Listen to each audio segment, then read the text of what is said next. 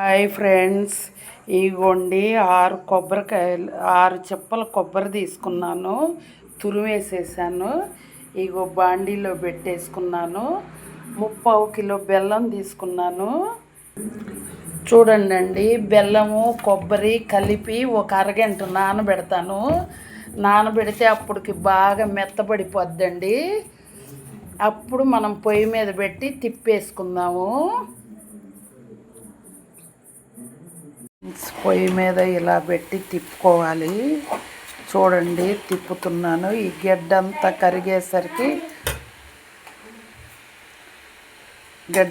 కరిగేసరికి water వచ్చేస్తుంది. ఇలా తిప్పుకోవాలి మనము. చూడండి, చూడండి, బెల్లం దగ్గర కరిగిపోయింది. ఇలా దగ్గర పడుతుంది. బాగా తిప్పుకోవాలండి, లేకపోతే అడుగు అంటిద్ది. చూడండి, బెల్లం గడ్డలు అన్నీ కరిగిపోయినాయి. ఫ్రెండ్స్, చూడండి ఎలా అయిపోయిందో. ఇలా దగ్గరకు వచ్చేయాలి. అదిగో అడుగు అంటుతుంది. చూడండి, అడుగు అంటుతుంది.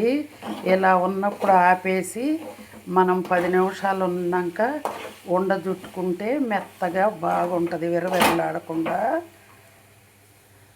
ఇలా వచ్చేయాలి.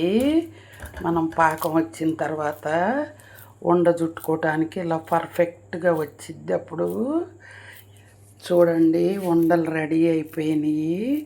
మనం కొబ్బరి ఉండలు ఇలా తయారు చేసుకోవచ్చు. ప్లీజ్ ఫ్రెండ్స్, లైక్ చేయండి, షేర్ చేయండి, సబ్స్క్రైబ్ చేయండి.